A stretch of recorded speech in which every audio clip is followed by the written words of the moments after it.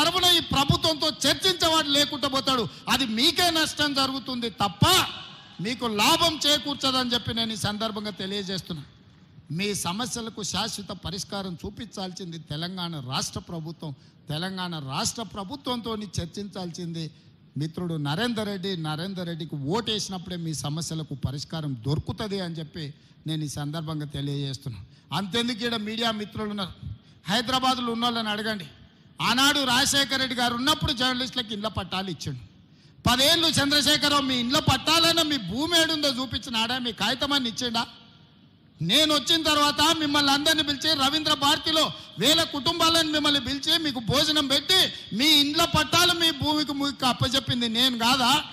10 ఏళ్ళు చంద్రశేఖరరావు మీ ఇండ్ల పట్టాల గురించి కాదు, మీ ఆరోగ్య భద్రత కార్డు గురించి కూడా ఇవ్వలే. కోవిడ్లో మీ జర్నలిస్టులు చచ్చిపోతే పట్టించుకున్న పాపాన వల్లే ఢిల్లీలో ఉన్న మీ జర్నలిస్టులకు ఆరోగ్య భద్రత కార్డు కూడా ఇవ్వకపోతే జర్నలిస్టుల సమస్యలు పరిష్కరించాలని మిమ్మల్ని పిలిచి మాట్లాడి మీ భూమి మీకు అప్పచెప్పింది నేను కాదా మిత్రులారా?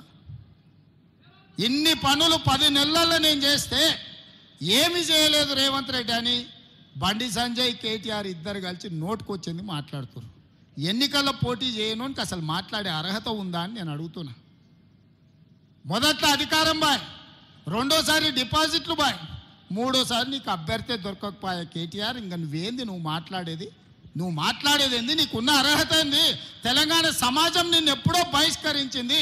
తెలంగాణ సమాజంలో నువ్వు మనిషివే కాదు, నువ్వు ఓటర్ లిస్టులో లేనే లేవు, ఈ లెక్కలలోనే లేవు. నువ్వు లెక్కలలో ఉంటే ఎన్నికల్లో పోటీ చేసి ఉండేటోని.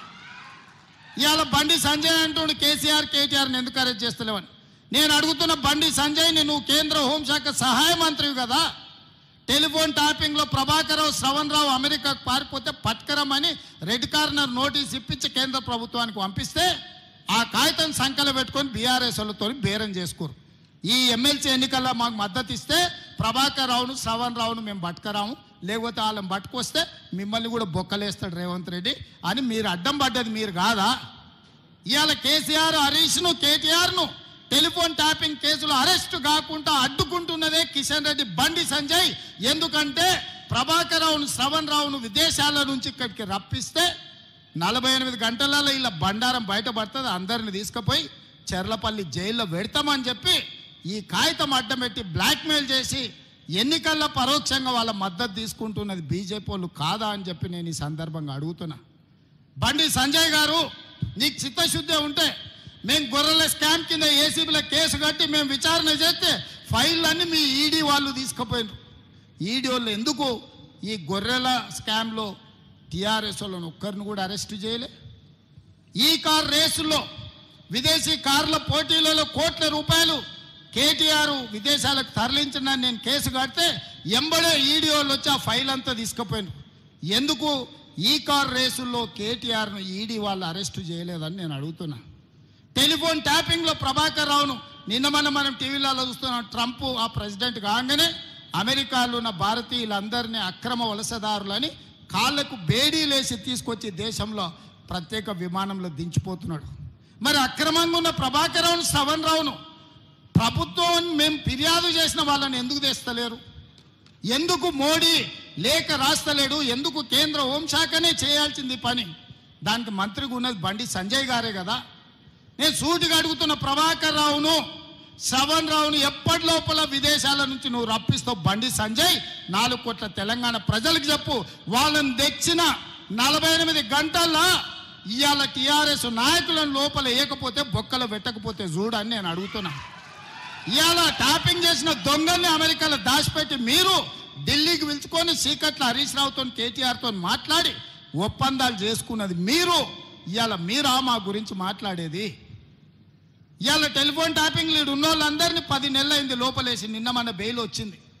ప్రణీత్ రావుకు, రాధాకిషన్ రావుకు, ఇట్లా చాలా మందిని దొరికినట్టే చంచల్గూడ జైర్లపల్లిలో వేస్తే 10 నెలల తర్వాత నిన్న మన బెయిల్ వచ్చింది. హరీష్ రావు మీద కేసు పెడితే హరీష్ రావు కోర్టుకు పోయి కోర్టులో ఇవాళ ఆర్డర్ తీసుకొచ్చిండు, అరెస్టు చేస్తామని. నన్ను అరెస్టు చేయొద్దని హరీష్ రావు కోర్టు నుంచి ఆర్డర్ తెచ్చుకున్నాడు.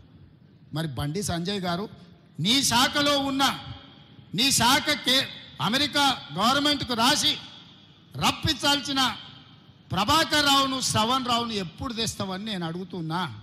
గొర్రెల పెంపకానికి సంబంధించి ఈడీ దగ్గర ఉన్న విచారణలో బీఆర్ఎస్ నాయకులను ఎప్పుడు అరెస్ట్ చేస్తామని నేను అడుగుతున్నా. ఈ కార్ రేసులో కేటీఆర్ కోట్ల రూపాయలు లండన్ కంపెనీకి పంపించండు కదా, ఆ కేసు మీ ఈడీ దగ్గరనే ఉంది. ఎప్పుడు కేటీఆర్ని అరెస్ట్ చేస్తామని నేను అడుగుతున్నా.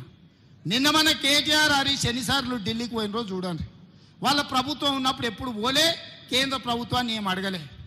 ఇవాళ ప్రభుత్వం మనం ఉంది, ఇవాళ ఆలువై బీజేపీలను కలిసి కాగితాలు ఇస్తున్నారు మా రాష్ట్రానికి నిధులు ఇవ్వండి అని.